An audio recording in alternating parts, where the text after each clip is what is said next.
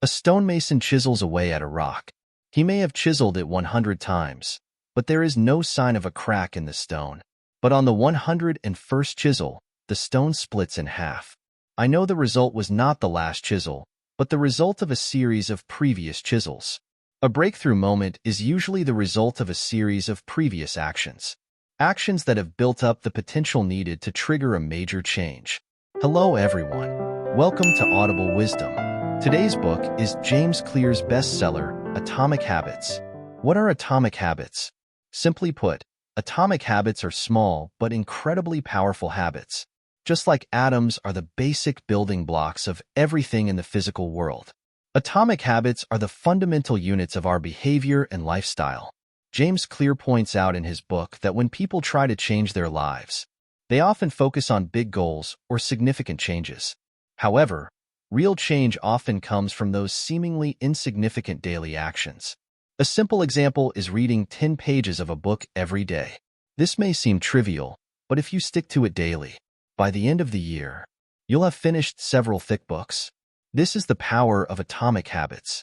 By cultivating these small habits, you can gradually change your behavior patterns, ultimately achieving the major transformations you desire.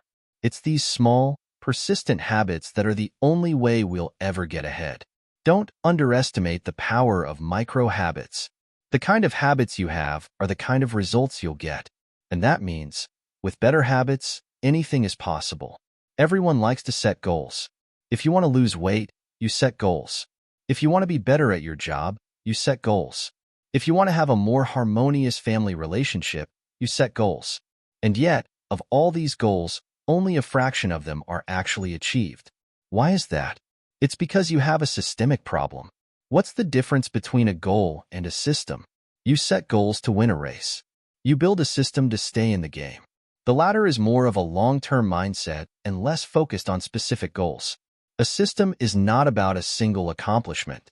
It's a cycle of getting better and getting better. And in that process, your persistence is what determines your progress. So, it's only when people forget about their goals and focus on improving the system little by little, step by step, then they achieve extraordinary results. Let's say your home is cluttered. You set a goal to clean it. If you get up the courage to start cleaning, your apartment will be clean, at least for now. But if you keep the same habits that caused your room to be cluttered, for example, just bringing things in and not getting rid of what you don't need, or you never put things back where they belong when you're done with them, then you'll soon see that the house is a mess again. The main reason you're going back to your old ways is that you've never changed the system that causes it to happen over and over again. All you've done is treat the symptoms, not the cause. So what you really need to change is the system that's causing these results, not the goal setting. Habits are very important in the process of making the system whole. They're like the atoms of our lives. Each basic unit contributes to your overall progress, even if they're small changes with a marginal gain of 1%. These little habits may seem insignificant, but soon they become interdependent, fueling greater victories. And they multiply far beyond the initial investment. So if you want to achieve a goal, you need to put your system in place, not keep pushing it higher and higher. It's the little good habits that make your system work that make you more and more successful. In practice, however, we've all found that it's very difficult to change bad habits and build good ones in our lives. Because once a habit is formed, whether it's a good habit or a bad habit, we stop paying attention to what we're doing. Our behavior begins to be dictated by our subconscious mind. It's as if we've put ourselves in automatic mode. We tend to react without thinking. In this case, it becomes more difficult to recognize and change these bad habits. But there are ways to do it. According to the author, the most effective way is to become aware of who you want to be, because who you are shapes your habits, just as your habits shape who you are. If you read a little every day and make it a habit, you'll think of yourself as a book lover. If you exercise every day, you'll come to think of yourself as an athlete. As you repeat these actions over and over again, the evidence will accumulate. Your self-image will change. You could say that the process of developing habits is really the process of becoming yourself. And it takes a little bit of habit, day in and day out, to make these changes. Are there simple rules to follow to develop good habits? The answer is yes. The author of this book shares 4 simple rules. 1. Make it obvious. 2. Make it attractive. 3. Make it easy to do. 4. Make it enjoyable. In Japan, while the train is moving, all the drivers point at different objects and shout instructions from time to time. When the train approaches a signal, the driver points to it and says the signal is green. When a train enters or leaves a station, the engineer points to the speedometer and yells out the speed.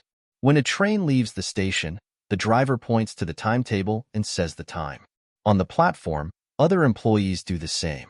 Before each train leaves, employees point to the edge of the platform and announce that everything is safe. Every detail is noticed and pointed out and shouted. This process, known as pointing confirmation, is a safety system designed to minimize human error. It may look silly, but it's extremely effective. Pointing out specifics has reduced errors by as much as 85% and accidents by as much as 30%. Based on that finding, if we can make a conscious effort to be aware of our lives and what we're actually doing, it will help us change bad habits and build good ones. For example, by using the finger-pointing method of validation to list all of our habits and make them clear to ourselves. When you make them obvious, you'll be better able to see which ones are good and which ones are bad. Then change can be better accomplished on that basis. That's the first rule of good habits. It's only when unconsciously controlled habits are made visible and consciously seen and attended to that we can recognize them and make changes. We can see them and change them. The second rule for developing good habits is to make them attractive. The main goal of food science in modern society is to create products that are more appealing to consumers.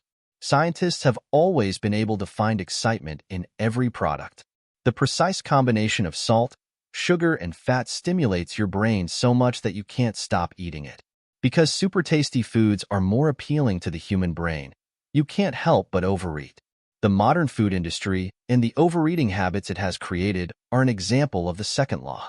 The more appealing it is, the more likely it is to become a habit. So if you want to increase the likelihood of a certain behavior, you have to make it attractive. Habits are dopamine-driven feedback loops. When dopamine levels rise, our motivation to act becomes stronger. In other words, the higher the expectation, the higher the dopamine spike. So with the power of dopamine, we can connect the things we want to do with the things we need to do. That is, we can make habits more attractive by tying them to temptation. For example, you like to watch movies and TV shows, and you know that you should exercise more even though you don't like to. So you can do these two things together. Tell yourself that you can't watch a TV show until you do 10 push-ups. That way, you're going to turn a discouraging habit into an attractive one. Next, let's look at the third rule. The third rule of good habits: make it easy. Professor Jerry Usman of the University of Florida divides his cinematography students into two groups. He explains, everyone on the left side of the classroom is in the quantity group. The quantity of their work would be the sole criterion for their grades. On the last day of class, he would count the number of photos each student submitted. If they turned in 100 photos, they would get an A, 90 would get AB, 80 would get AB, and so on. At the same time, every student on the right side of the room was in the quality group. The quality of their work is the only criterion for grading. They only have to produce one photo all semester. But to get an A, it has to be perfect. At the end of the semester, he was surprised to find that all the best work came from students in the quantitative group. These students were busy taking pictures, experimenting with combinations and lighting. They were testing all kinds of exposure techniques and cues and learning from them. In the process of taking hundreds of photographs, they honed their skills.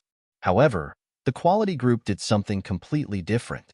They went through all kinds of discussions and came up with an imaginary idea of how to achieve perfection. In the end, they come up with an unproven theory and a mediocre photograph. They have nothing to show for their efforts. So if you want to make the process of creating habits easier, the most important first step is to stop trying to be perfect. Just start simple and increase the number of repetitions. You see, repetition is not an unchanging movement, it's a form of change. Repetition eventually becomes an increasingly automated process. A lot of times we don't realize that. When you want to get fit, you give up on the idea because it's difficult and exhausting. If you have the idea to learn a language, you might give up because it's a long way to go. What you need to do at this point is to simplify the process of getting started. Take 30 minutes a day at the gym and turn it into one push-up. Take 10 seconds to put on your sneakers before you start. Or, take that 30-minute program to learn a new language and turn it into learning one word a day. Put all your school supplies on the counter before you study. All of these processes will make your first steps easier. Studies have shown that the more you optimize your environment and strategies, the easier it is to take the first step. Remember, the less energy a habit requires, the more likely you are to repeat the behavior. So we have to ask, if a habit takes more energy, doesn't that mean it's less likely to be repeated? It does. This reverse insight and approach can be applied to kicking bad habits. Suppose you can't control when and how often you use your iPad every day. Well, you could ask your family to help you set up additional barriers to its use, like setting a passcode that prevents you from using your iPad for a certain amount of time, or lock your device in a box up high where it's hard to get to. All of these barriers will effectively reduce the number of times a bad habit is repeated, and ultimately, they will stop bad habits from happening. Fourth rule of good habits: make it enjoyable. Once we experience the pleasure of doing something, we're likely to want to do it again and again. It's perfectly logical. Unfortunately, there's a tendency to choose pleasure over delayed gratification. The two can have very different consequences. Satisfaction with just-in-time pleasures can be disastrous. The sweeter the first fruit of the habit, the more bitter the subsequent fruits. When people indulge in things like alcohol, tobacco, drugs, etc., the better and stronger the immediate sensation, the more bitter the future consequences will be.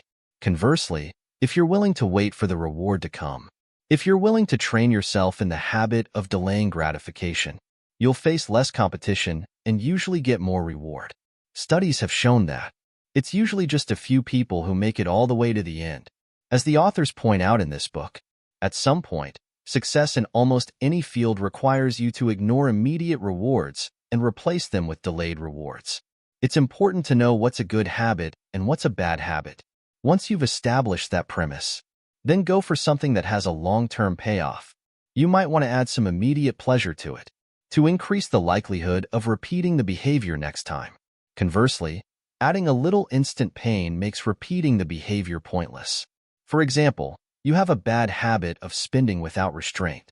To create good habits, you can, on the one hand, track your bad spending behavior and confront yourself with the truth. Every wasted dollar, every month of excessive spending will make your next purchases stressful and painful. This process will reduce your tendency to repeat out-of-control spending patterns. On the other hand, create a new account for yourself. Each time you resist the urge to spend, you'll save the appropriate amount of money into this account. It will make you feel satisfied and happy, because the most pleasant feeling is the feeling of progress. That's the main point of the fourth rule. Let's summarize the whole book. Building a personal system involves creating and strengthening good habits and eliminating bad ones. It's not like setting goals. A system is more like a long-term process of continuous improvement. To develop good habits, there are 4 principles. Make them obvious. Make them attractive, easy to do, and enjoyable. This means that by identifying your habits, you learn whether your habits are good or bad, and then reinforce the good habits, create new ones, and get rid of the bad ones. And also to make the process more attractive. To make the process more attractive, you combine the things you like to do with the things you don't like to do, using the dopamine power of desire. Try to make the task of starting a new habit a smaller, easier task. Reward yourself for even small improvements in your habits. Make the process of creating habits fun and satisfying. Everyone's habits are determined by their personality and genes. That's why it's important to choose the right habits for you. It has nothing to do with what other people have or what's trendy. In fact, only the habits that bring us joy will last for a long time. If you choose the right habits, progress is easy. If you choose the wrong habits, life is an endless struggle. If you found this video helpful, please don't forget to like, share, and subscribe to our channel so you won't miss more practical content on personal growth and habit formation. We'd love to hear your thoughts in the comments. Which atomic habit do you plan to start with? We look forward to witnessing the significant changes these small habits bring to your life. Thank you for watching, and see you next time.